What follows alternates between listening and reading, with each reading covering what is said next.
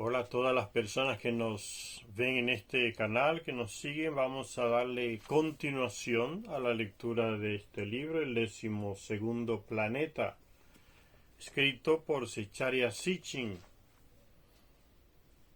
Hablábamos la última vez de la lista que aquel escritor caldeo, Beroso, elaboró de 10 reyes antediluvianos en Mesopotamia y 10 reinados que en total hacen 120 shars, que es la medida del año en Nibiru, un shar. Aquí decimos un año, en Nibiru se dice un shar. Y para lo que es un shar aquí en la Tierra serían 3600 años, que es la órbita del planeta alrededor del Sol. Nuestro planeta gira alrededor del Sol y esa órbita hace un año. La cuenta de un año, le decimos un año. Entonces la órbita de Nibiru alrededor de nuestro Sol, para nosotros aquí sería 3600 años. Entonces esos 10 reyes antes del diluvio que reinaron en Mesopotamia, en total la suma de esos reinados hizo 120 shars. Y es importante tener en cuenta ese detalle porque más adelante vamos a ver un texto bíblico que se relaciona con estos 10 reinados que en total hacen 120 shar. Serían 120 años de Nibiru, no de la Tierra. Dice Zecharia Sitchin, después la lista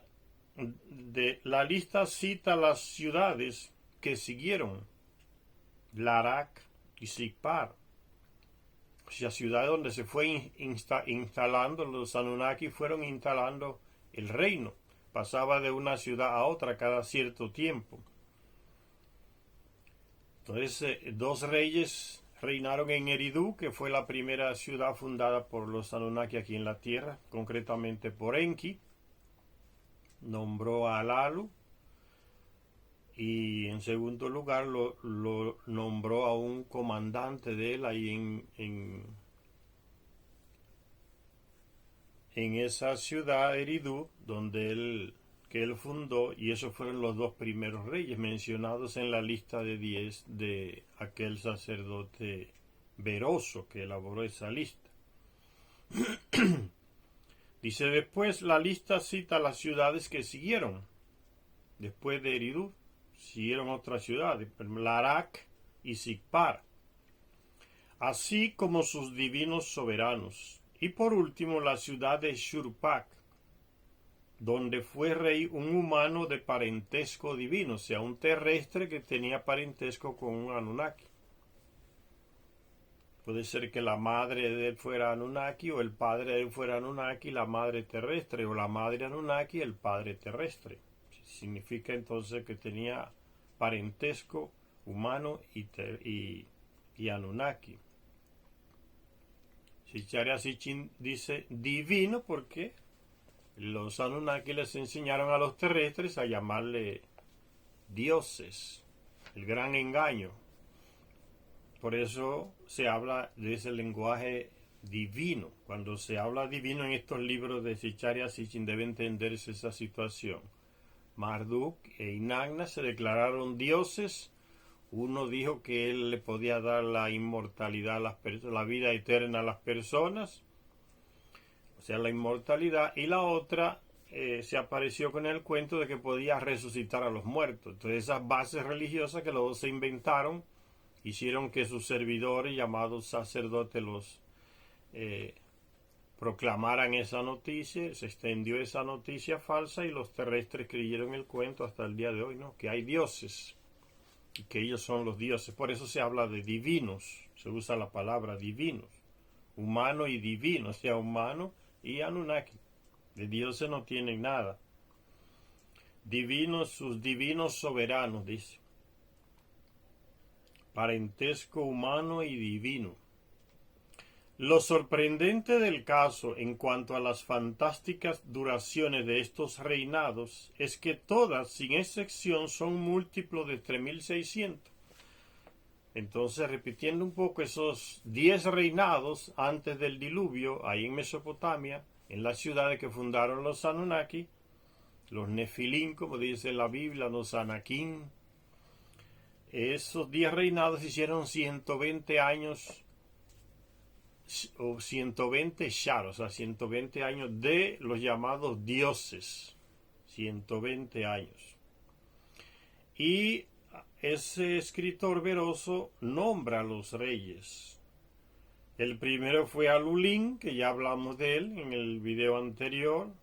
Alalu, Alor, el mismo personaje. Alalgar fue el segundo. Después vino otro. Dice Alulín, reinó 28.800 años de la tierra. O sea, esos son años de la tierra, porque en años de Nibiru serían 8. 8 veces 3.600. Alalgar, que reinó 10 veces, o sea, 36.000 años de la tierra, 10 veces por 3.600. Le siguió Enmenluanna, que reinó 43.200 años de la tierra. Cuando hablo de años, ya saben que se refiere a los años de nuestro planeta. Y que serían 12 años de 3.600 para los Anunnaki. Le siguió Enmengalanna, que reinó 28.800 años, o sea, 8 veces de 3.600. Dumuzi, que era el pastor, ya le hablé abundantemente de él en la lectura pasada. Dumuzi, hijo de Enki, que era el pastor. Reinó 36.000 años, o sea, 10 por 3.600. Le siguió Ensipasianna, que reinó 28.800 años, o sea, 8 años por 3.600 de los Anunnaki. Entonces, le siguió Enmenduranna, que reinó 21.600 años, o sea, 6 veces de 3.600. Ubar-Tutu, que reinó 18.000 años, o sea, 5 veces de 3.600. Entonces, lo que para nosotros son 18.000 años, para los Anunnaki son 5 años. El ritmo vital, el ritmo de vida de ellos es más largo que el de nosotros, y ellos siguen en su cuerpo, está coordinado con la órbita de Nibiru, que pasa en este sistema solar cada 3.600 años. Todos esos años de esos 10 reinados son múltiplos de 3.600, que es la órbita de Nibiru alrededor de nuestro Sol. Cada 3.600 años aparece en nuestro sistema solar y vuelve y se va a su estrella muerta. Órbita elíptica. Dice Secharia Sitchin, otro texto sumerio clasificado con la letra U, B, número 62. A lo mejor está en ese museo de Berlín, Alemania. Ese texto sumerio añadió 2 ciudades, añadió 2 reinados más, Larsa y sus 2 soberanos divinos a la lista de reyes, con lo que serían 12. Pero Veroso menciona 10, que hacen 120 Shar. Y también los periodos de reinado son también múltiplos perfectos del Shar, que es de 3.600 años. Añadiendo estos 2 más, siguen siendo múltiplos de 3.600 años, que es la órbita de Nibiru. Con la ayuda de otros textos, la conclusión es que ciertamente hubo 10 soberanos en Sumer antes del diluvio, que todos los reinados duraron demasiado Shar, y que en total duraron 120 Shars, tal como informó Veroso. 120, recuerden ese número para relacionarlo con el texto bíblico que vamos a leer a continuación. 120 Shar. La conclusión que se sugiere es que estos Shar de reinado estaban relacionados con el período Shar, 3600 años, orbital del planeta Shar, el planeta del reino, el planeta Nibiru, que Alulín reinó durante 8 órbitas del 12º planeta. Entonces, si Alulín reinó 28.800 años nuestros, significa que reinó, para los Anunnaki serían 8 años. O sea, 8 vueltas de 3600 y 8 vueltas, o sea, 8 órbitas de su planeta alrededor de nuestro Sol. Si estos soberanos antediluvianos eran, como sugerimos, Nefilim, que vinieron a la Tierra desde el 12º planeta, entonces no debería de sorprendernos que sus períodos de reinado en la Tierra guardaran relación con el período orbital del 12º planeta. Los períodos de tales mandatos o reinados se prolongarían desde el momento del aterrizaje hasta el momento del despegue. Cuando un comandante llegaba desde el 12º planeta, el mandato del otro terminaba, dado que los aterrizajes y despegues debían guardar relación con la aproximación a la Tierra del 12º planeta. Los mandatos solo se podían medir en estos períodos orbitales en Shar.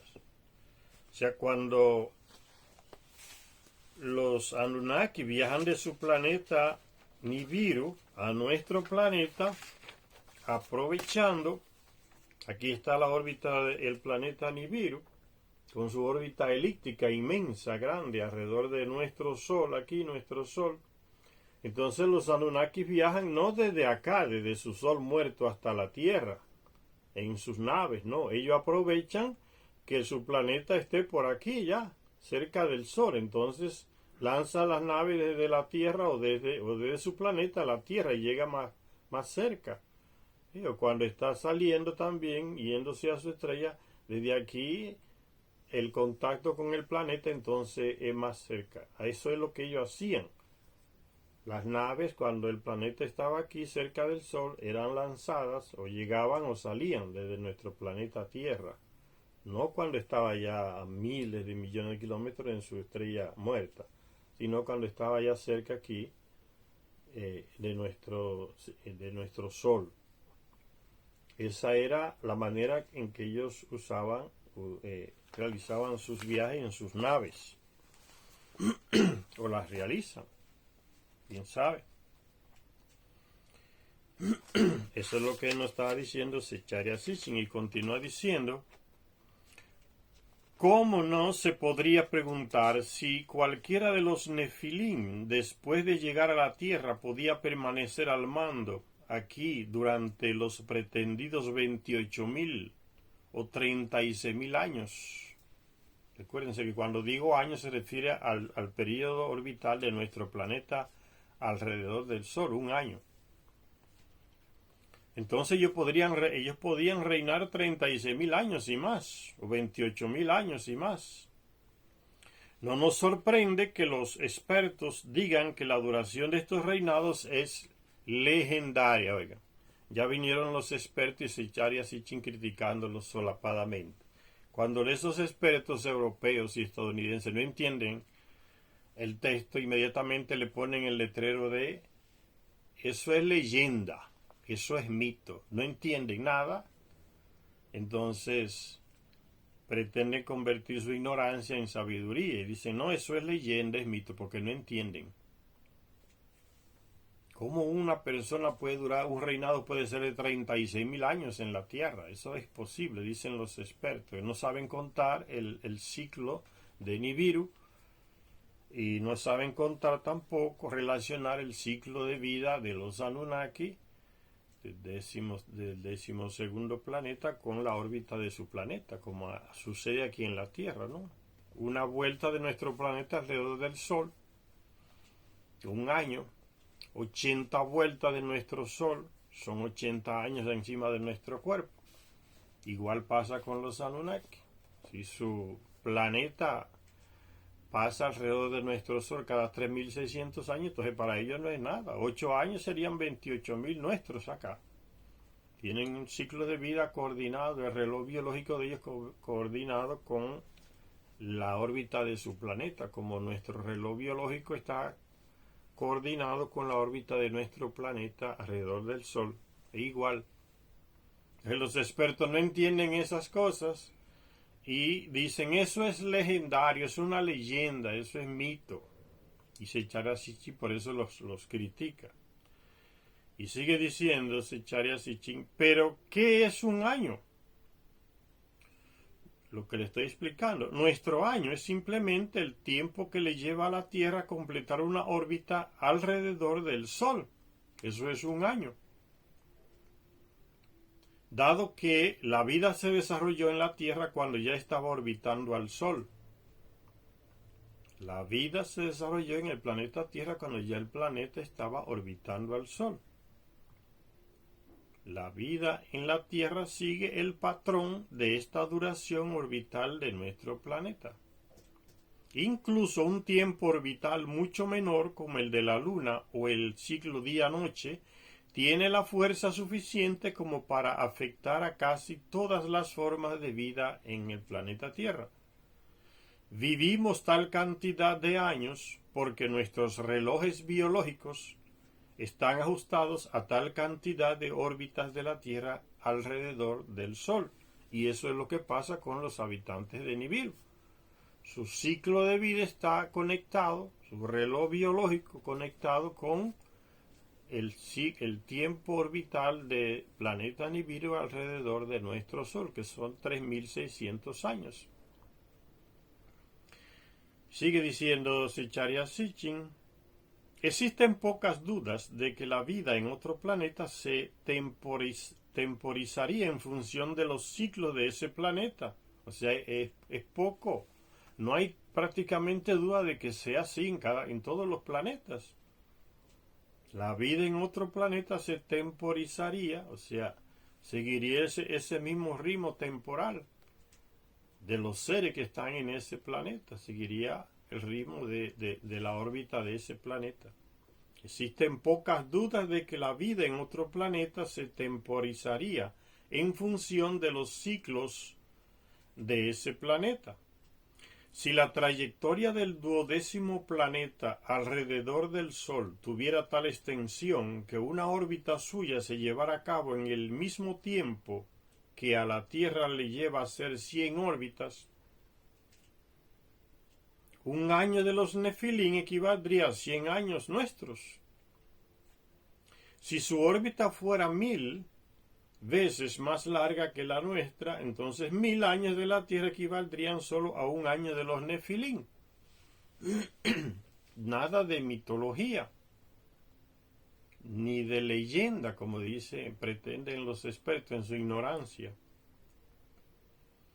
¿Y qué ocurre si, como sugerimos, Secharia Sitchin sugiere, pero él siempre coloca el término en plural, sugerimos, no dice yo sugiero? ¿Y qué ocurre como sugerimos su órbita? ¿Y qué ocurre si, como sugerimos, su órbita alrededor del Sol durara 3.600 años?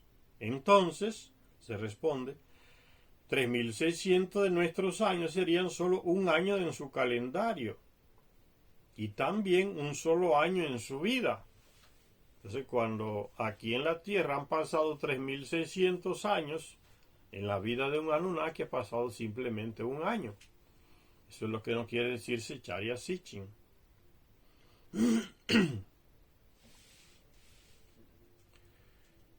Dice entonces,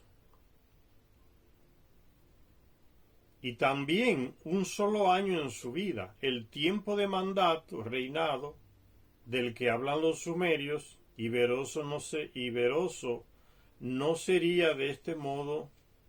O sea, ese tiempo tan largo de 28.000 años que reinó fulano, 36.000 que reinó otro, de esos reinados antediluvianos, como dice Veroso, dice, no sería de este modo ni legendario. Así está contradiciendo lo que dicen los llamados expertos europeos y estadounidenses, que eso es legendario, eso es leyenda, eso es mito. Si entonces no sería legendario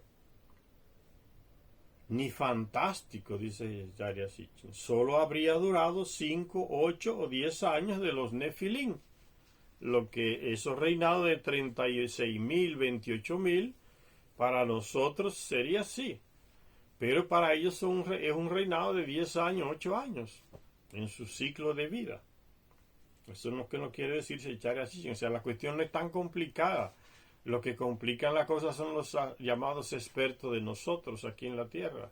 Astrónomos o sumerólogos, arqueólogos que no entienden las cosas y como no la entienden dicen, no, eso es mito, eso es leyenda, eso no puede ser posible. La mínima capacidad para intentar entender el texto sumerio.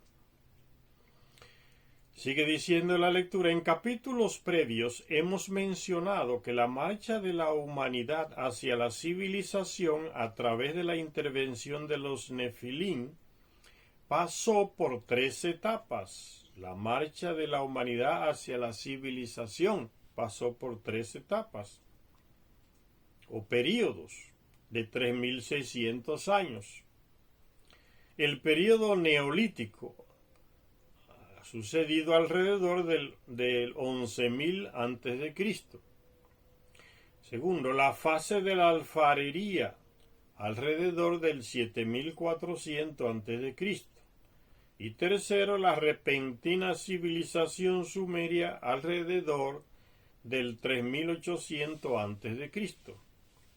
Serían como las tres etapas del proceso de la humanidad hacia la civilización. No resulta improbable, por tanto, que los Nefilim revisaran periódicamente y tomaran la resolución de continuar el progreso de la humanidad, dado que podían reunirse en asamblea cada vez que el 12º planeta se acercaba a la Tierra. Entonces podían hacer eso, ver cómo va el proceso de la humanidad. Y aquí han pasado 3.600 años, para ellos ha pasado un año. Entonces podían reunirse cada año para ver cómo iba el proceso nuestro y tomar las decisiones necesarias. Sí, avanzar el proceso, observar lo que está pasando, mejorar la situación. Para ellos no hay ningún problema, simplemente pasó un año, para nosotros han pasado 3.600 años. Muchos estudiosos, por ejemplo, Henry Zimmer, en su libro llamado La Génesis babilónica y hebrea, ha indicado que, y él y otros escritos, han indicado que el Antiguo Testamento transmitía también las tradiciones de los jefes antediluvianos o antepasados, y que en la línea de Adán a Noé, el héroe del diluvio, llamado Noé, se enumeraba a 10 soberanos.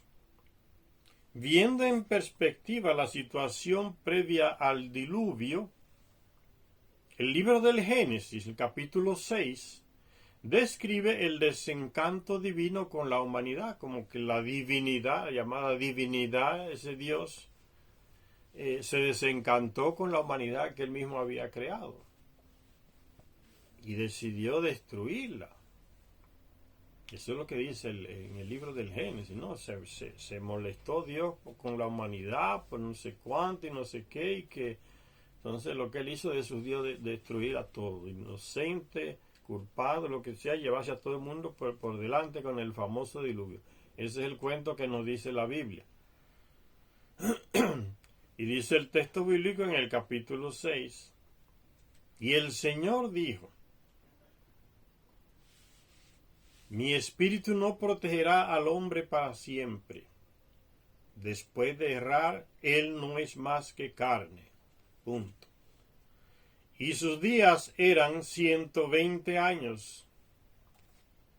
Entonces este texto del Génesis capítulo 6 ha confundido Y le ha creado unos problemas enormes a generaciones de llamados expertos, como le dice Zecharia Sitchin, teólogos, estudiosos de esos textos antiguos. Los tiene loco ese texto.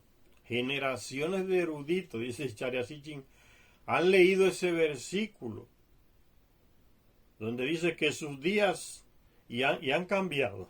El texto hebreo que Zecharia Sitchin usa para citar los textos del Antiguo Testamento dice: y sus días eran 120 años. Pero si usted busca la Biblia que tenemos, casi todas las Biblias que tenemos cambian.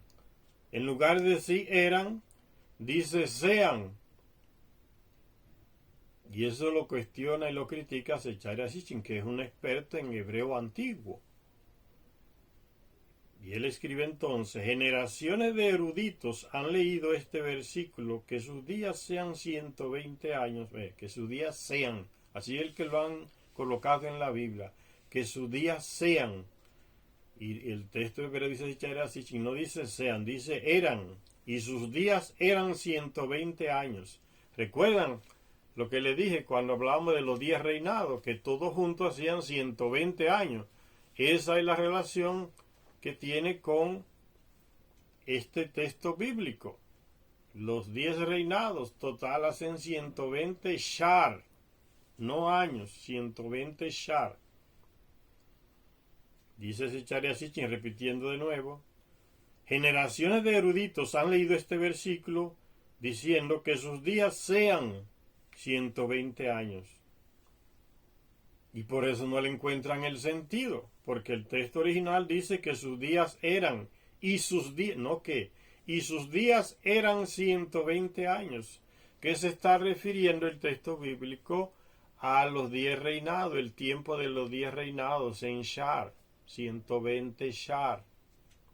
Pero los expertos bíblicos y eruditos, como dice Zecharia Sitchin, equivocadamente han leído que sus días sean 120 años, como la concesión de Dios al hombre de un lazo vital de 120 años. Así leen el texto bíblico. Pero, dice Zecharia Sitchin, esto no tiene sentido. Si el texto trata de la pretensión de ese tal Dios de destruir a la humanidad, ¿por qué en la misma frase le iba a ofrecer al hombre una larga vida? Y nos encontramos con que tan pronto pasó el diluvio, Noé vivió bastante más del supuesto límite de 120 años, como creen los eruditos, los expertos. Y lo dice el Génesis, ¿no? Después del diluvio, estos grandes patriarcas, como se dice en la Biblia, duraron más de 120 años, mucho más. Por eso dice Zecharia Sitchin, Noé vivió bastante más del supuesto límite de 120 años, al igual que sus descendientes.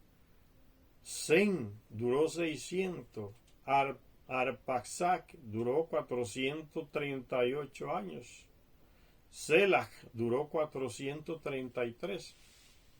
Entonces no tiene sentido interpretar como que es una concesión que ese Dios le está haciendo a los terrestres, a la humanidad, que sus días sean 120 años. Así que lo han leído. Por eso que no entienden, ahí se confunden y se enriedan y le meten ese enriedo en la cabeza a todos los que leen esas Biblias, que no entienden el texto, porque está fuera de contexto.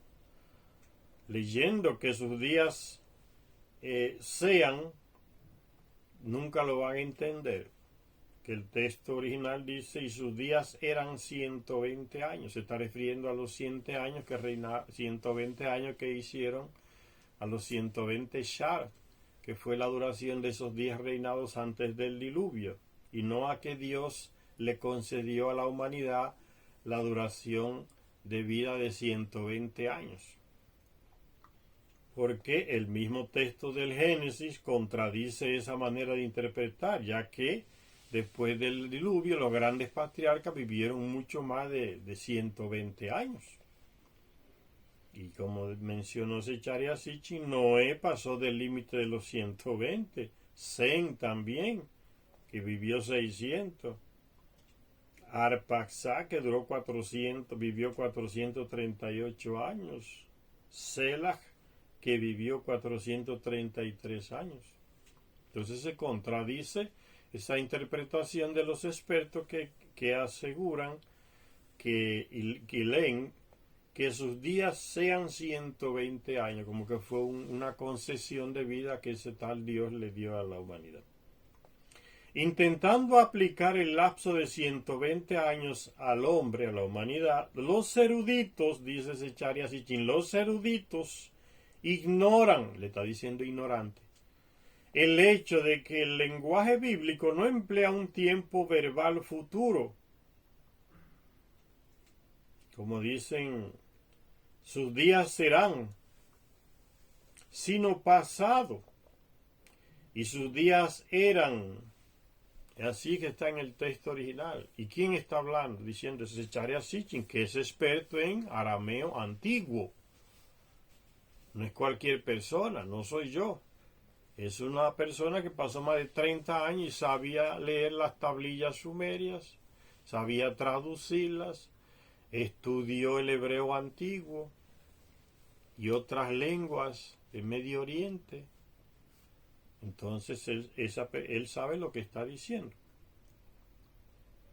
Entonces sigue diciendo Zecharia Sitchin,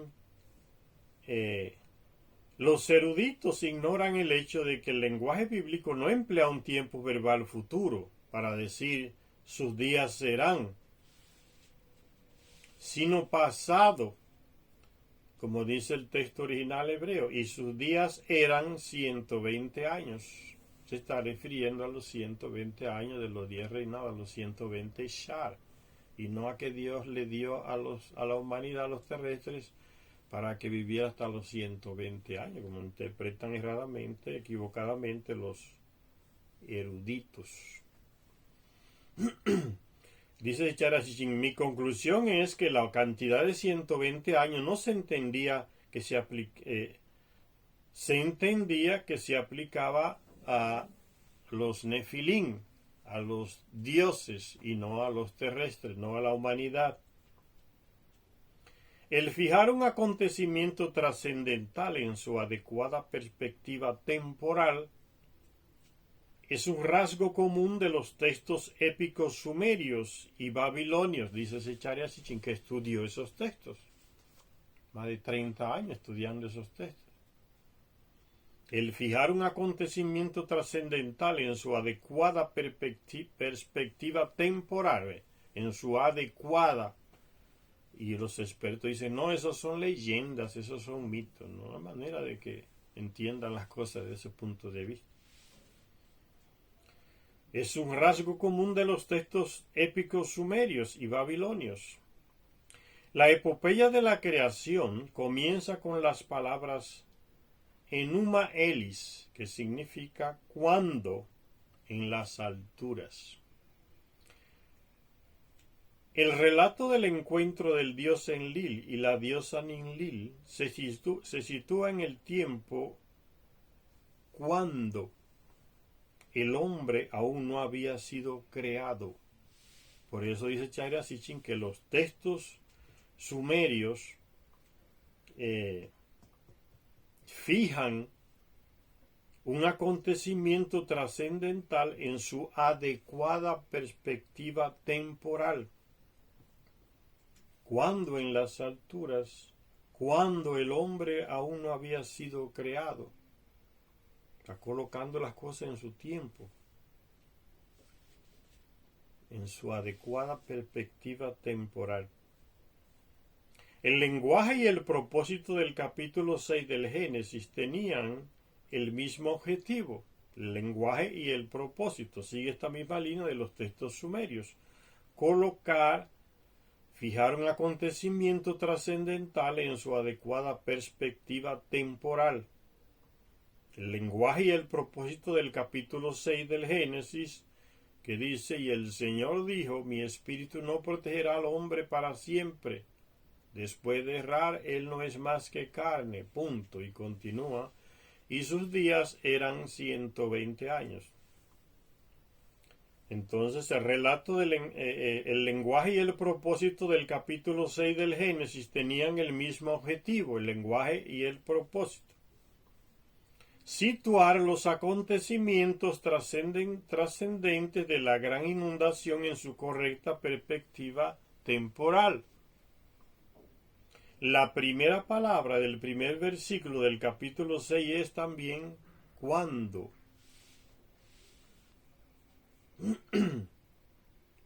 Dice el texto bíblico, cuando los terrestres comenzaron a crecer en número sobre la faz de la tierra y les nacieron hijas. Capítulo 6 del Génesis inicia igual que la epopeya de la creación, cuando utilizan el mismo término temporal, cuando los terrestres. Prosigue la narración, fue el momento en que los hijos de los dioses vieron que las hijas de los terrestres eran compatibles, y el texto bíblico lo deforma todo, dicen que eran bonitas, que eran bellas. ¿Sí? Tamaña estupidez de no saber interpretar los textos o no quererlo porque lo saben. Es que no quieren, porque entonces ellos tienen que colocar la interpretación que cuadre con lo que ellos quieren transmitir, que es el famoso monoteísmo, de que es solo un Dios que existe, que no fueron dioses que crearon, pero los textos antiguos hebreos lo desmienten. Y este texto, como ya les dije, Secharia Sitchin lo toma de la Biblia del hebreo antiguo, el texto hebreo antiguo. Los hijos de los dioses los hijos de los dioses se refiere a los Anakim, a los Elohim, a los Anunnaki, los hijos de los dioses. Vieron que las hijas de los terrestres eran compatibles y tomaron para sí por esposas a las que eligieron. Eso es lo que habla aquel libro que una vez les mencioné llamado, que habla de los ángeles caídos, el libro de Enoch, los ángeles caídos que desobedecen, y dicen entonces los religiosos, los escribas judíos y los de la iglesia transforman el texto y lo manipulan. Los ángeles caídos los llaman aquellos que a estos hijos de los dioses que vieron que, como dicen las Biblias nuestras, que las hijas de los hombres eran bonitas y eligieron entre ellas las que quisieron y tuvieron descendencia. Eso dice la Biblia, lo que contradice lo que dice el texto original hebreo. Dice así: los hijos de los dioses vieron que las hijas de los terrestres eran compatibles y tomaron para sí por esposa las que eligieron. ¿Compatibles con qué? Con el DNA o el ADN de los terrestres. Los Anunnaki son compatibles, tenemos el mismo ADN o DNA que ellos.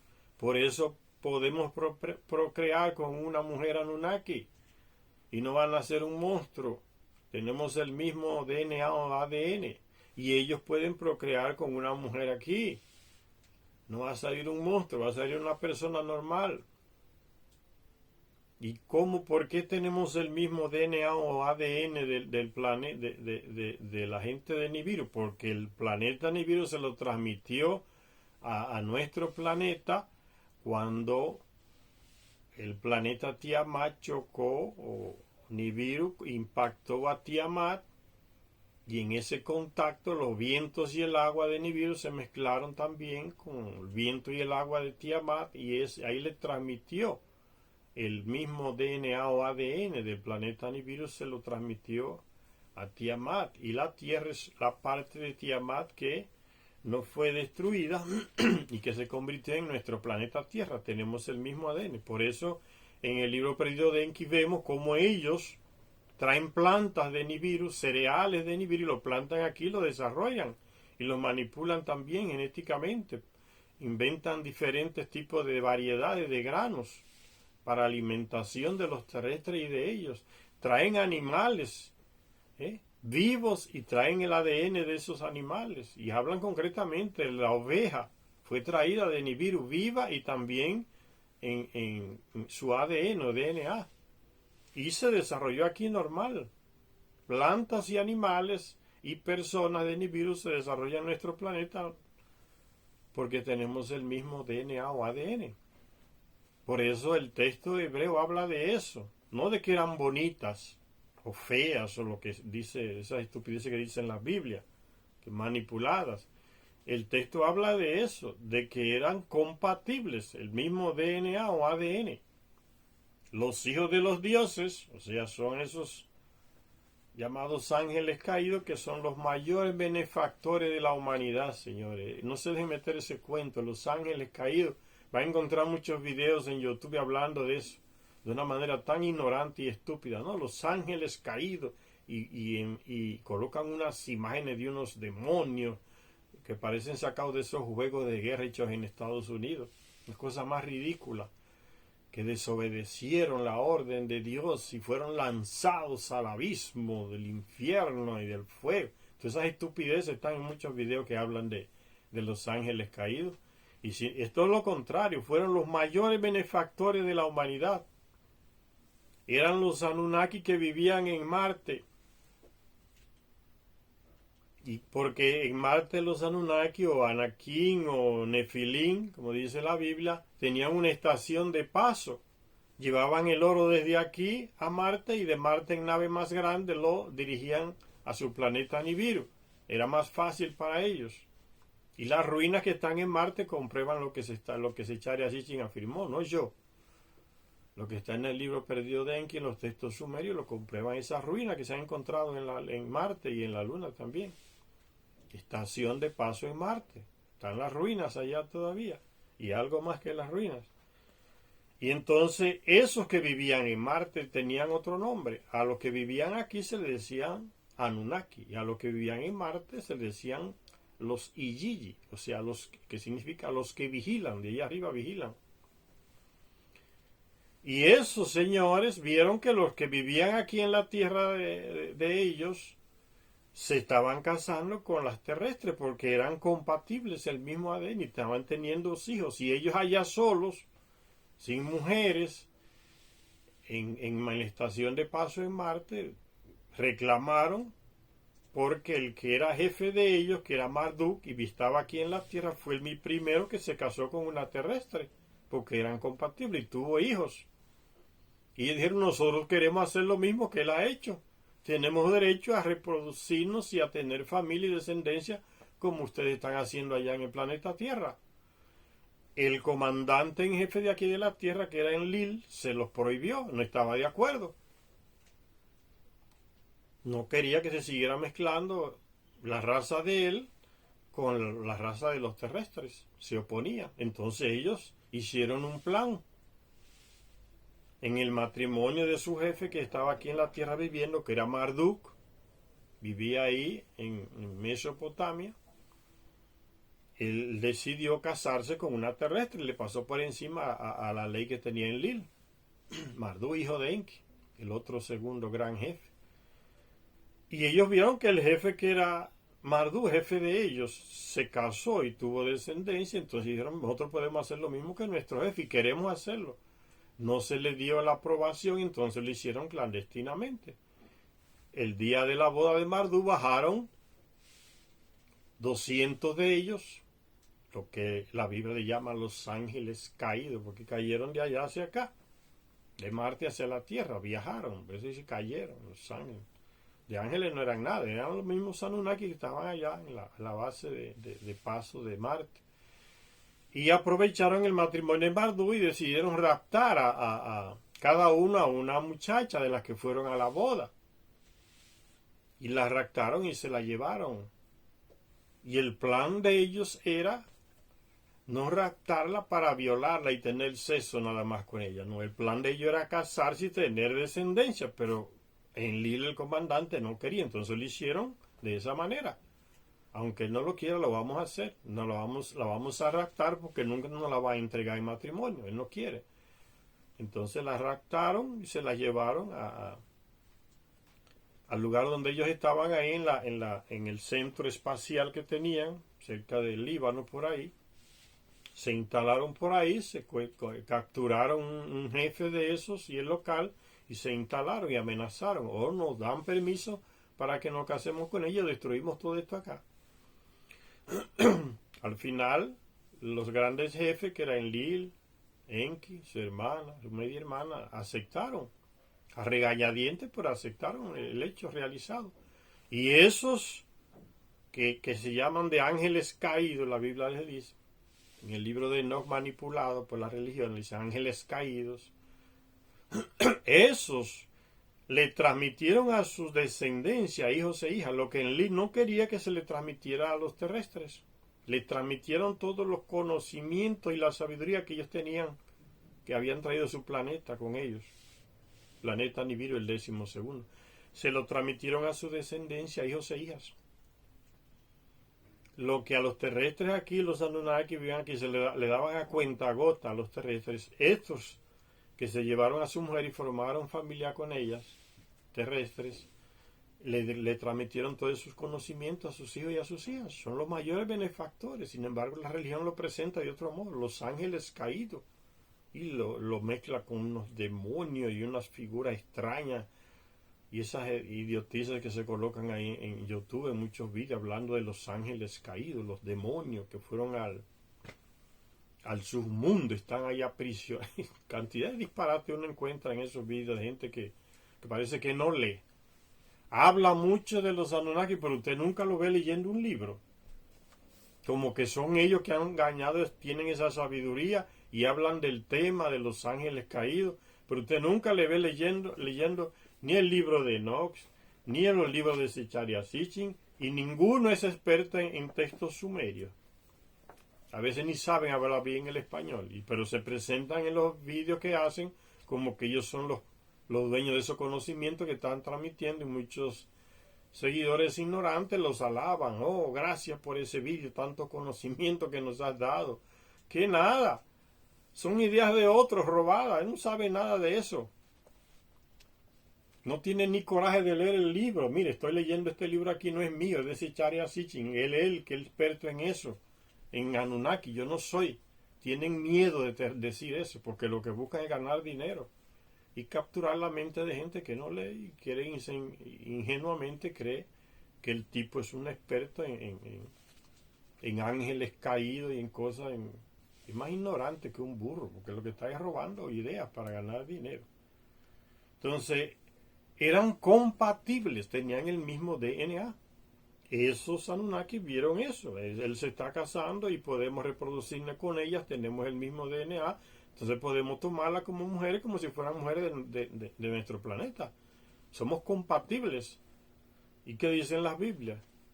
Que vieron que las hijas de Adán, los terrestres, eran bonitas, que eran agradables, o sea, cambian todo.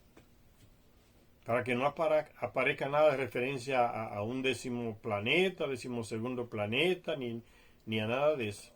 Lo manipulan todo para adecuarlo a su monoteísmo, que quieren metérselo a la gente a golpes limpios intelectuales, ¿no? El monoteísmo del Islam, del judaísmo y del cristianismo. Metérselo a la gente eso. Pero los textos antiguos lo desmienten a todos. Dicen son mentirosos, porque ya en el texto que no han podido manipular, en el texto hebreo original y que está en la misma Biblia. Los dioses hablan en plural. Hagamos al hombre a nuestra plural.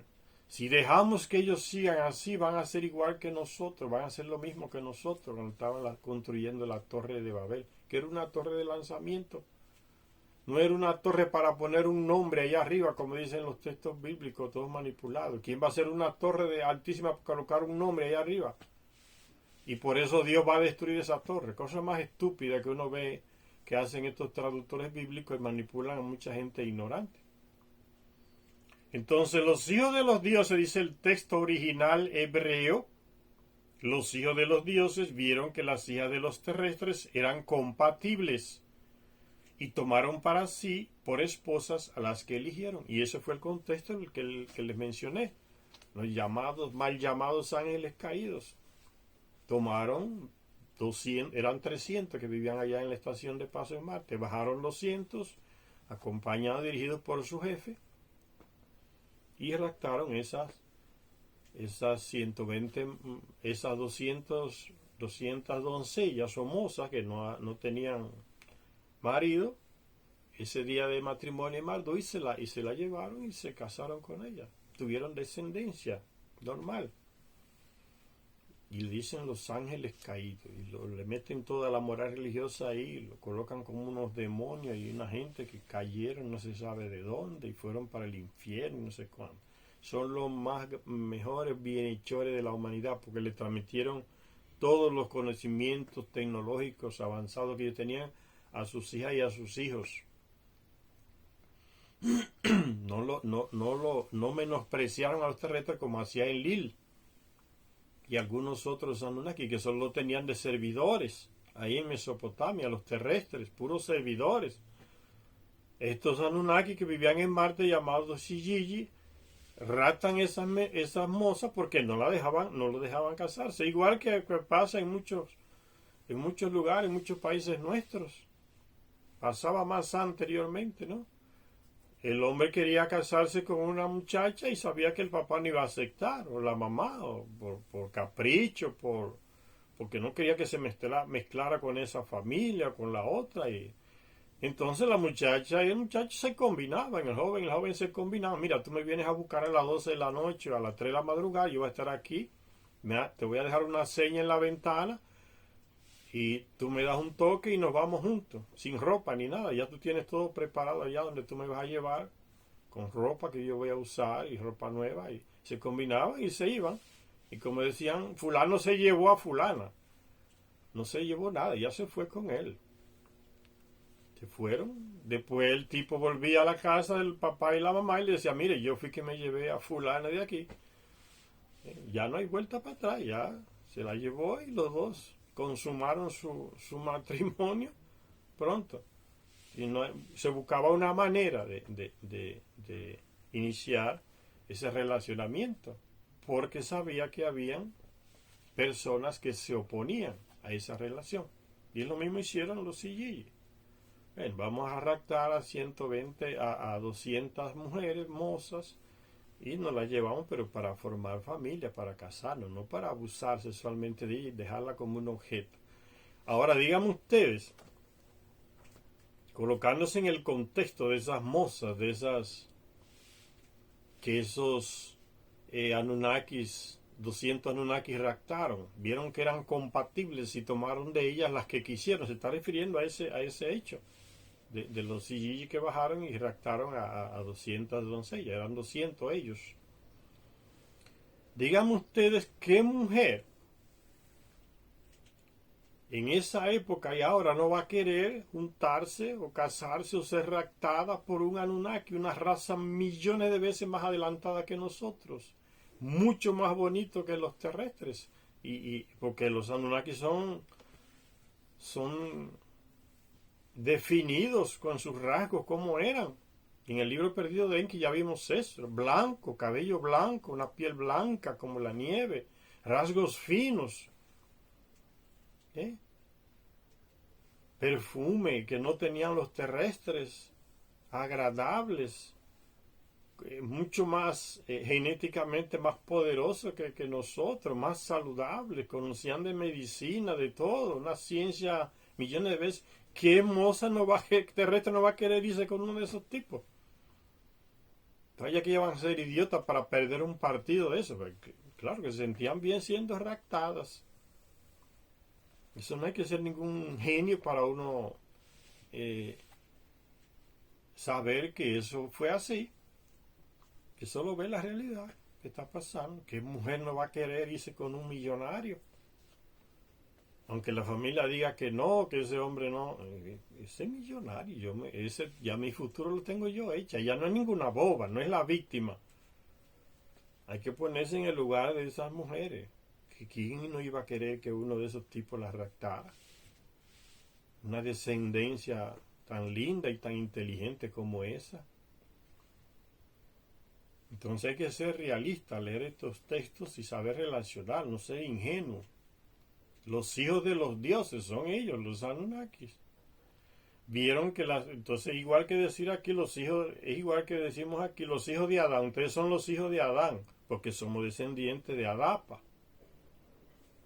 Entonces somos los hijos de Adán. No significa que Adán tuvo relaciones con nuestra mamá, sino que somos descendientes. Lo mismo que está diciendo aquí, los hijos de los dioses.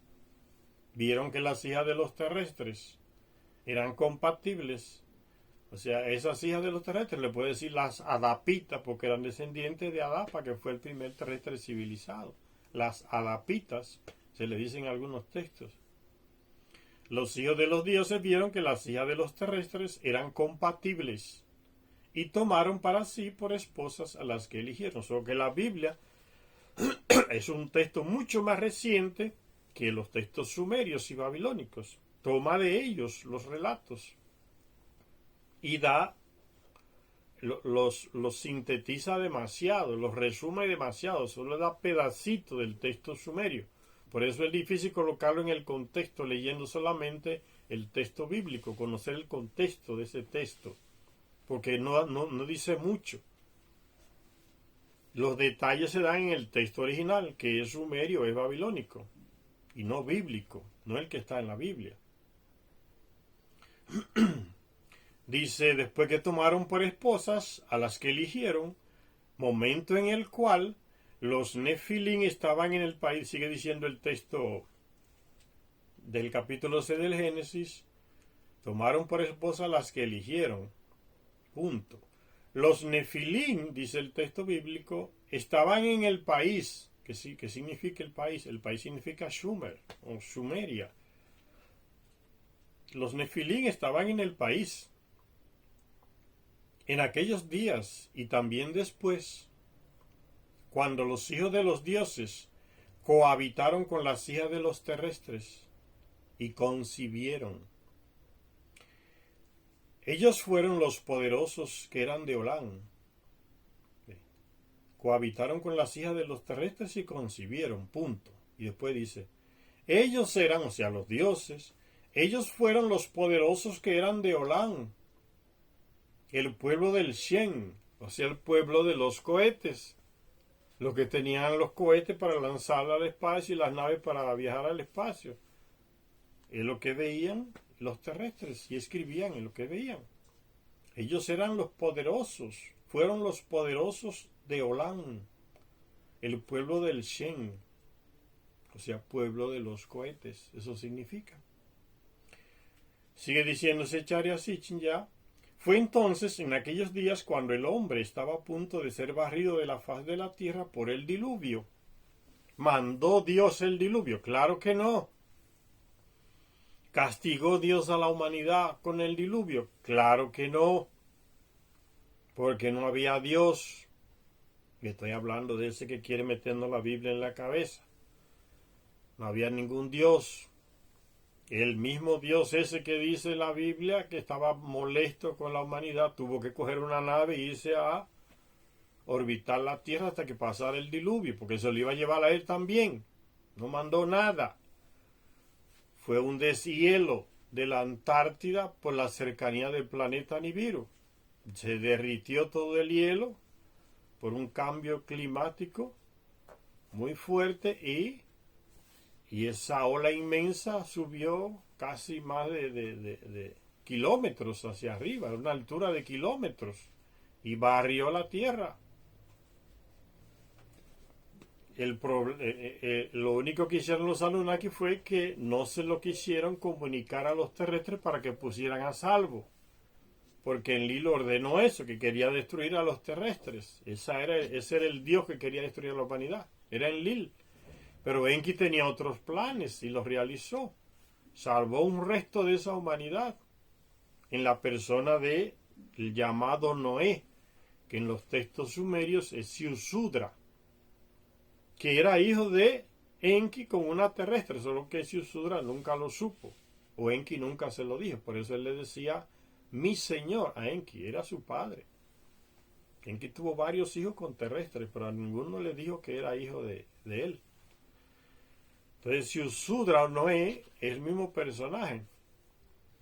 Pero no solamente los que iban con él en ese sumergible que Enki dio la orden de crear, construir. Él fue un sumergible, no fue una barca abierta arriba con un monte de animales, una pareja de cada uno, como dice la Biblia. Eso es puro disparate.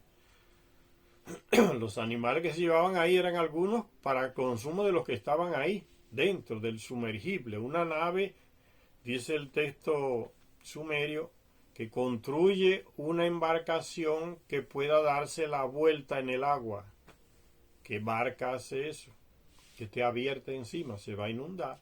Eso es lo que llamamos hoy un sumergible, un submarino, que cuando llegó la ola impactó allá en Sumeria, viniendo desde la Antártica, llegó ahí a lo que hoy es Irak, impactó, viró el sumergible que ya estaba construido. Lo viró, pero ya para eso estaba preparado, para darse la vuelta. Construye una nave que pueda darse la vuelta, un sumergible, submarino. Y soportó el golpe. Y el hijo de Enki que la dirigía,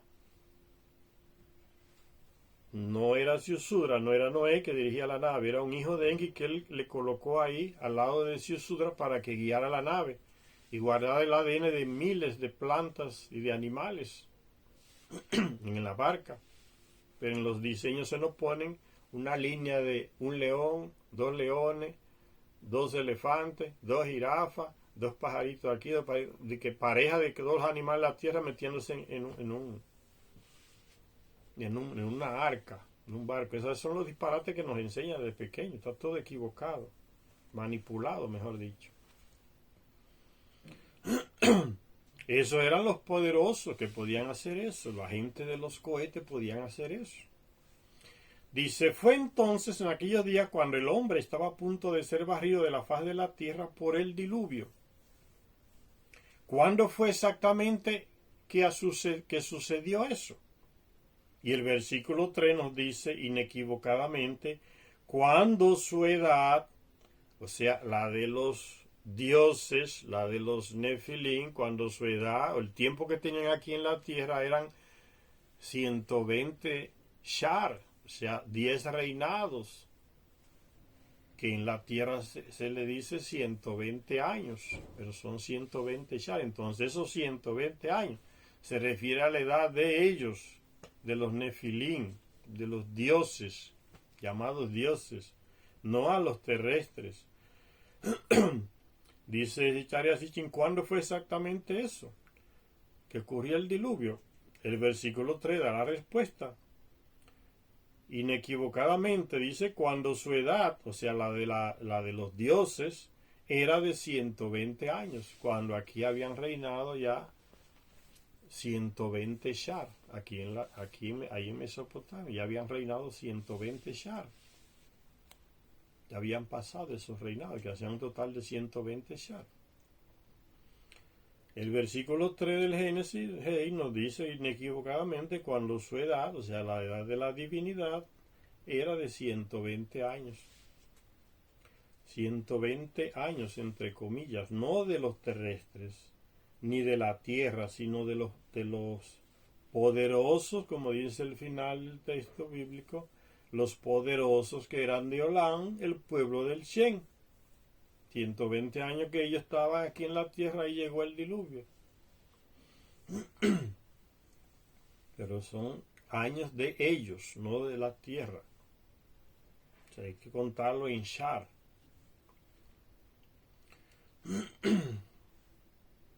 Sino de los poderosos, el pueblo de los cohetes, o sea, los Nefilim, y su año era el Shar, 3600 años terrestres. Esta interpretación no solo aclara los desconcertantes versículos del Génesis 6, sino que también demuestra de qué modo se ajusta a la información sumeria 120 Shar, 432.000 años terrestres. Habían pasado entre la llegada a la tierra de los Nefilim y el diluvio.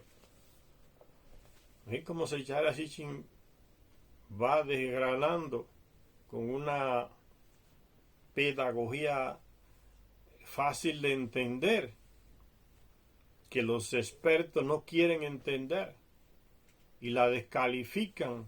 No, eso es mitología, eso son leyendas. La brutalidad y la ignorancia de esos idiotas hace que mucha gente se confunda más.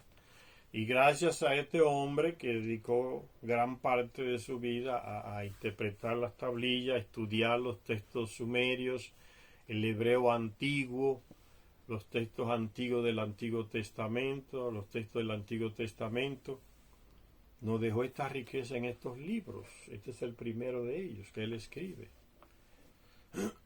Es el gran aporte de Zecharia Sitchin que tenemos que aprovechar y difundirlo, porque estos libros no aparecen en la librería, es difícil encontrarlos. No nos hablan en ningún lugar de estos libros, ni en universidad ni en escuela. Es una sabiduría que pasa en la generación y está ahí escondida. Hay que darla, publicarla y explicarla sin manipularla. Entonces esos 120 shar que habla el texto bíblico y sus días serán 120, dice el texto bíblico, y sus días serán, no se refiere a los terrestres ni el original dice que serán, sus días serán 120. Significa los shar que tenían los Anunnaki aquí en la tierra, hacia 120 shar que estaban aquí, que es igual a 432,000 años que habían llegado aquí, ahí en Babilonia. Después de esa época, al cumplirse esa época, esos 120 años, Shar, llegó el diluvio. Antes de volver a los antiguos documentos sobre los viajes de los Nefilim a la tierra y su asentamiento en ella, habría que responder a dos cuestiones básicas. Primero, ¿podrían evolucionar en otro planeta unos seres que obviamente no son muy diferentes de nosotros? Y también, ¿dispusieron estos seres hace 500,000 de años de la posibilidad del viaje interplanetario? La primera pregunta, si podrían evolucionar en otro planeta unos seres que obviamente no son muy diferentes a nosotros, claro, porque tienen el mismo DNA que nosotros. La primera pregunta nos lleva a otra aún más fundamental. ¿Existe vida tal como la conocemos en alguna otra parte además de nuestro planeta? Los científicos saben ahora que existen innumerables galaxias como la nuestra, que tienen incontables estrellas como nuestro Sol, con cantidades astronómicas de planetas que pueden proporcionar todas las combinaciones imaginables de temperatura, atmósfera y componentes químicos, ofreciendo miles de millones de posibilidades para la vida. Miles de millones de posibilidades para la vida. Ya hoy eso es normal, aceptar eso. El que no acepta que hay naves que vienen de otros planetas, que hay naves que vienen de dentro de la Tierra, que hay naves que vienen de debajo de la Tierra, es porque no está actualizado en las lecturas y en los estudios. Porque pensar al día de hoy, como se pensaba en la Edad Media, que la Tierra, que todos los planetas giran alrededor de la Tierra y que la Tierra es el centro, hasta el Sol gira, eso es cosa ya de gente del siglo XVII, XV, por ahí. Que todavía hay gente que no cree en esas cosas por la falta de lectura. No ha avanzado, porque leyendo es que se avanza. Entonces lo que dice Zecharia Sitchin ya es normal. Existen otros planetas con otros modos de vida que no tienen nuestro mismo DNA, pero Nibiru tiene el mismo, ya lo sabemos por los textos sumerios, por los hechos y la descendencia de esas personas. Pero ¿cuántos millones de galaxias no existen y cuántos millones de planetas con vida diferente o parecida a la nuestra no existirán? Eso ya es normal. Con los conocimientos que tenemos y la lectura, ya eso se acepta como normal. Los científicos también han descubierto que nuestro propio espacio interplanetario no está vacío. Por ejemplo, existen moléculas de agua en el espacio. Pero Zecharia Sitchin está hablando aquí de lo que los expertos, los científicos han descubierto, han querido descubrir, porque ellos no dicen todo lo que descubren, pero hay testimonio de personas que son otra fuente de conocimiento y de sabiduría que no podemos descartar porque no se adecuan a las fuentes oficiales de los científicos. pero cuentan verdades y no podemos hacer como hacen los científicos, que cuando algo no cuadra con lo que ellos han inventado, han dicho, han creado, entonces eso no existe, eso es marginal, eso no, eso es leyenda, eso es mito, eso son imaginaciones. Sigue la misma cuestión hoy, descalificando lo que ellos no pueden explicar o lo que ellos no quieren que se explique a la gente. Pero hay otras fuentes, los testimonios de personas que han dicho, yo fui abducido en una nave, y dicen los detalles, y fui llevado a otro planeta, y fui llevado a Venus, y fui llevado a Ganímedes, y dicen cómo son esos planetas y las personas allá. Y personas que vienen dicen que vinieron de Orión, y en diferentes culturas, en África. Personas que nunca han estudiado astronomía, que no son de la comunidad científica, dicen aquí aterrizó una nave en ese lago y salieron con otra nave pequeña y se metieron en el lago. Y eran personajes como mitad pez y mitad personas. Los Dogón, la tribu Dogón en África, mayoría analfabetos, una tribu, como le dicen los europeos, salvajes. Saben que en Orión, que las estrellas que hay en tal constelación, cuántos planetas son, cuántas estrellas son. ¿Cómo lo saben? Y no tienen telescopio. Los expertos europeos y científicos no saben la respuesta por ignorantes. Esos son testimonios de otras culturas, de otras vidas, de otras civilizaciones en planetas lejanos que llegan y colocan ese conocimiento en esas personas, que aunque no han ido a universidad ni son científicos, dan el testimonio. Sí, los vimos y ellos entraron en el lago y tienen la mitad de sirena y mitad de humanos como nosotros. Y nos enseñaron muchas cosas. Los Dogón, en un país de África, no recuerdo el nombre, si es Mali o dónde es por ahí. Están los testimonios, entonces son fuentes. No caigamos en el error de pensar que la fuente nuestra es lo que diga la NASA, lo que diga la agencia europea, lo que diga la agencia rusa, la agencia de los chinos, de los japoneses. No hay que ser tan bobo para caer en esos errores. No son las únicas fuentes, porque esa gente buscan información para guardarla para ellos, con objetivos militares. No tiene nada que a ellos no les importa que la gente siga ignorante, pero esas no son las únicas fuentes. Usted vio una nave, usted la vio, aunque ellos digan que fue un globo o que fue un helicóptero, usted sabe lo que vio. Usted no es un burro para no saber hacer distinción entre un helicóptero y una nave con forma de plato. Entonces esos testimonios son válidos, aunque esos científicos digan que no.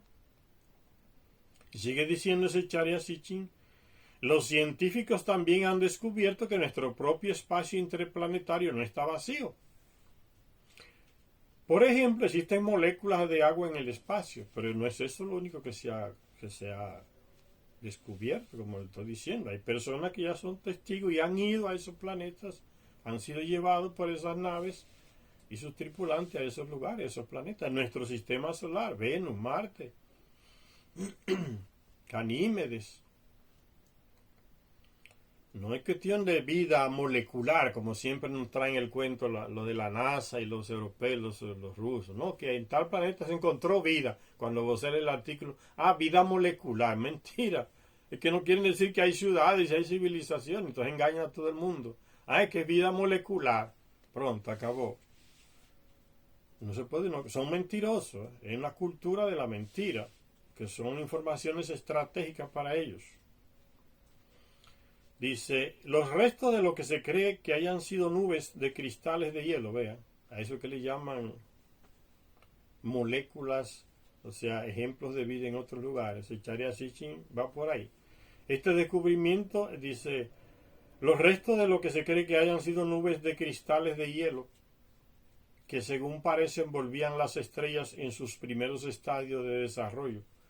Este descubrimiento da apoyo a las insistentes referencias mesopotámicas a las aguas del sol que se mezclaron con las aguas de Tiamat. O sea, se Charya Sitchin va en la línea de esos científicos que no creen en los avistamientos, en personas que dicen que han sido llevados a otros lugares. O sea, ese tipo de sabiduría se Charya Sitchin también como que la descarta, por desconocimiento. También, dice, también se han encontrado moléculas básicas de materia viva flotando en el espacio interplanetario, haciendo saltar en pedazos la creencia de que la vida solo puede existir dentro de determinados rangos de atmósferas o temperaturas. Como que la vida en otros lugares de nuestro sistema solar tiene que ser con los mismos ingredientes que la nuestra. ¿Quién dice por qué? Puede ser que ellos respiren otra cosa. Necesiten otro tipo de elemento para su vida. No tiene que ser oxígeno y hidrógeno como nosotros. Eso es una mente muy corta. Colocar los mismos estereotipos nuestros a los de otros lugares. Como que tiene que ser igual aquí para que pueda existir o no existir. Eso es ignorancia intelectual.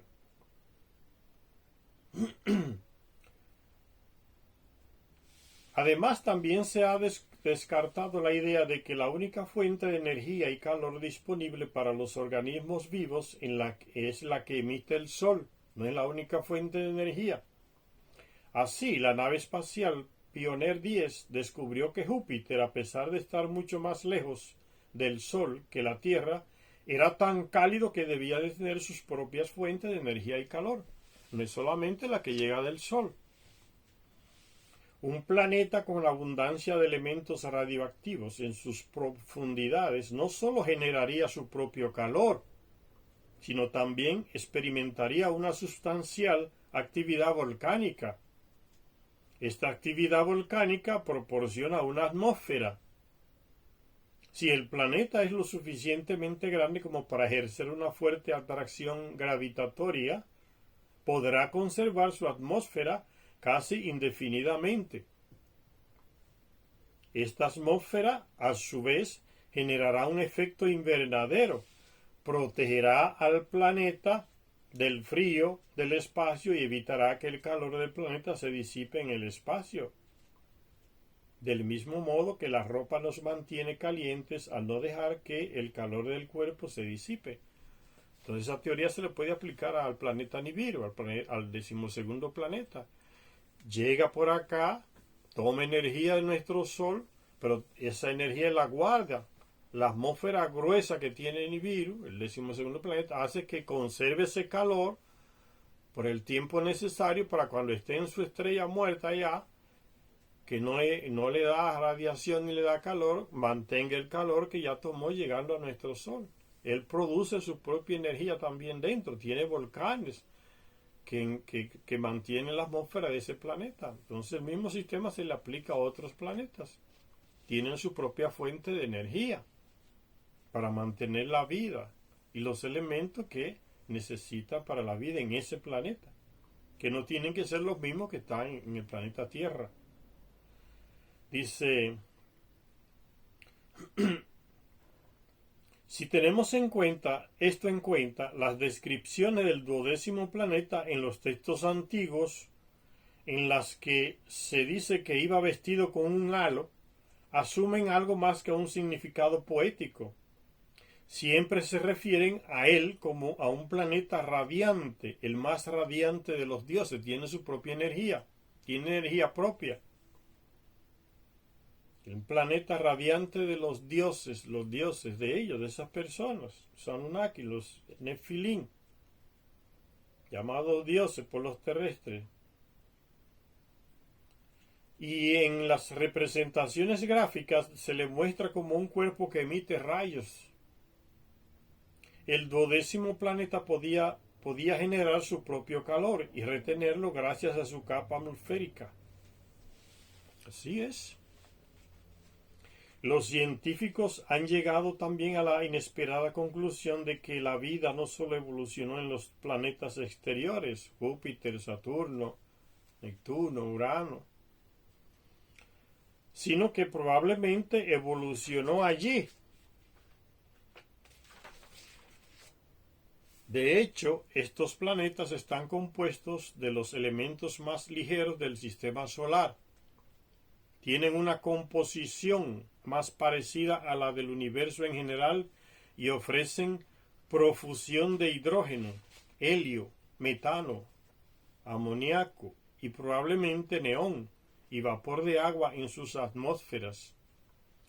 Todos los elementos necesarios para la producción de moléculas orgánicas. Charia Sitchin se limita a ese punto, no habla de personas.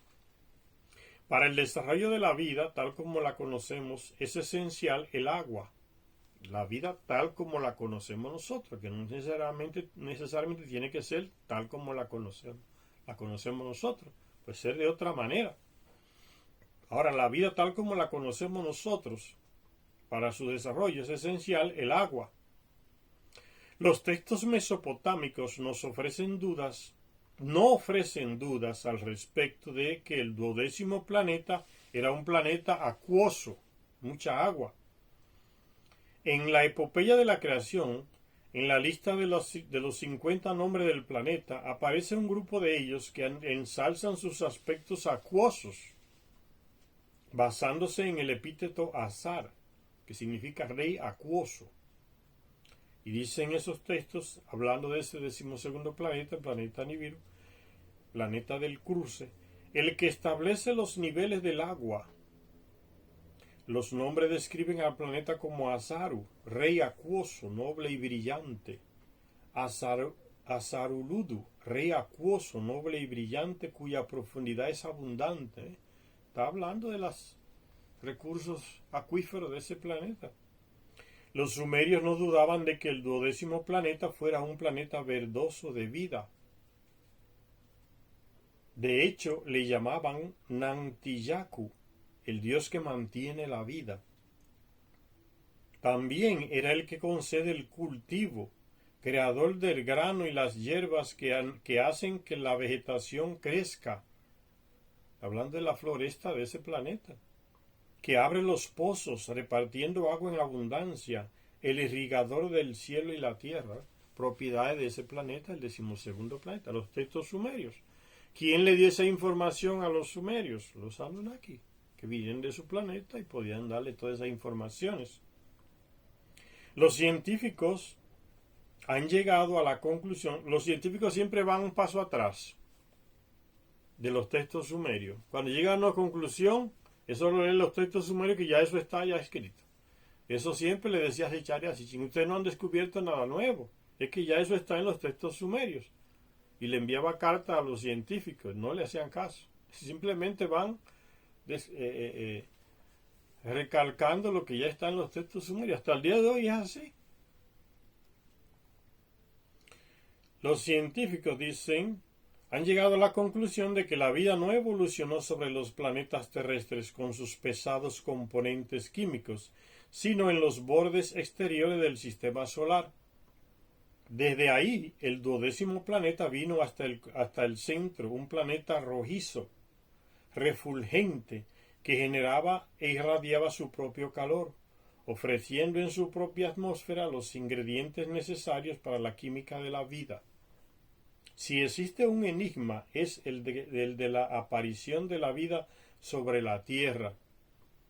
La Tierra se formó hace unos 4.500 millones de años y los científicos creen que las formas más simples de vida se encontraban ya presentes pocos centenares de millones de años después.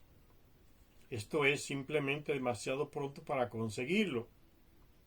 Según diversos indicios, las formas de vida más antiguas y sencillas, con más de 3.000 millones de años de antigüedad, tenían moléculas de origen biológico, no biológico. Esto significa, dicho de otra manera, que la vida que había en la Tierra tan poco tiempo después de que el planeta naciera tenía que ser necesariamente descendiente de alguna forma de vida previa, y no el resultado de la combinación de elementos químicos y gases sin vida. Algo hizo que aquí la vida pareciera más rápido en nuestro planeta. ¿Qué fue? Lo que sugiere todo esto a los desconcertados científicos, ¿ve? Le dice desconcertado a los científicos, es que la vida que no pudo evolucionar fácilmente en la Tierra, no evolucionó de hecho en la Tierra. En la revista científica Ícaro, en septiembre de 1973, el premio Nobel Francis Crick y el doctor Leslie Orgel avanzaron la teoría de que la vida en la Tierra puede haber surgido a partir de minúsculos organismos de un planeta distante, y estaban lejos de la realidad. Ellos dieron a conocer sus estudios debido a la conocida incomodidad entre los científicos acerca de las teorías en curso sobre los orígenes de la vida en la Tierra. Viene la pregunta, ¿por qué hay solo un código genético para toda la vida terrestre en nuestro planeta y no varios? Si la vida comenzó en un caldo de cultivo primigenio, como creen la mayoría de los biólogos, la mayoría de los biólogos creen que la vida comenzó en un caldo biológico. Entonces tiene que haber una variedad de DNA o ADN, pero no sucede así. Hay un solo DNA o ADN en el planeta y en los seres que forman parte de ese planeta, vegetales, minerales o humanos. Porque hay un solo código genético para toda la vida terrestre. Debería de haberse desarrollado cierta variedad de códigos genéticos, según esta teoría del caldo biológico primigenio. Caldo de cultivo primigenio, como creen la mayoría de los biólogos. Entonces no cuadra una teoría de ellos con lo que existe en la realidad. Y también, ¿por qué el molibdeno juega un papel clave en las reacciones enzimáticas que son esenciales para la vida? El molibdeno, ¿qué es? Siendo el molibdeno un elemento químico tan raro en la Tierra. ¿Por qué elementos tan abundantes en la Tierra como el cromo o el níquel son tan poco importantes en las reacciones bioquímicas?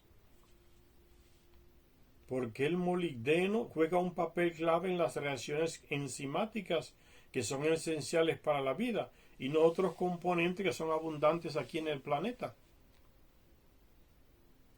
Pero lo más singular de la teoría planteada por estos dos científicos, Crick y Orgel, no era sólo que toda la vida en la Tierra pudiera haber surgido de un organismo de otro planeta, sino que tal inseminación fuera deliberada, planteaban estos dos investigadores.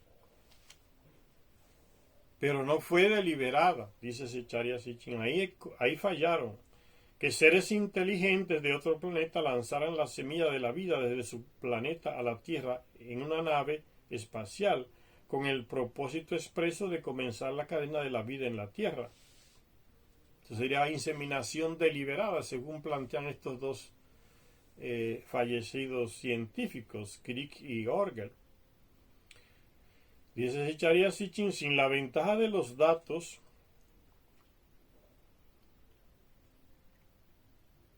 que se proporcionan en este libro, estos dos eminentes científicos se acercaron mucho a la realidad, se acercaron.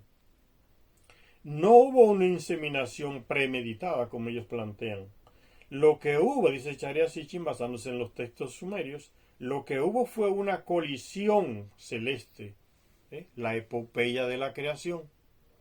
Un planeta portador de vida, ya Nibiru tenía su DNA, su vida, un planeta portador de vida, el 12º planeta, y sus satélites colisionaron con Tiamat y la partieron en dos, creando la Tierra con una de sus mitades.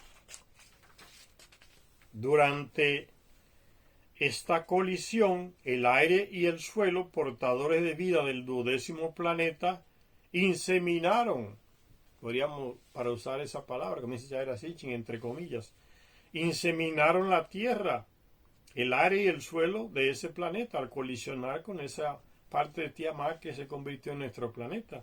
Inseminaron la Tierra, dándole las primitivas y complejas formas de vida biológicas para cuya temprana aparición no existe otra explicación. Los científicos siguen buscando y buscando y buscando y ya la respuesta la dan los textos sumerios. Dice Zecharia Sitchin, está aquí en los textos sumerios. Pero la cabezadura y la terquedad de estos científicos simplemente hace que vayan descubriendo lo que está en los textos sumerios de una manera mucho más lenta.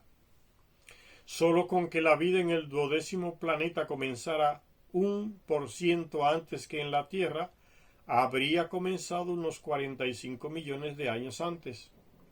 Aún con este mínimo margen, seres tan desarrollados como el hombre estarían viviendo ya sobre el 12º planeta, cuando los primeros mamíferos acababan de aparecer sobre la Tierra.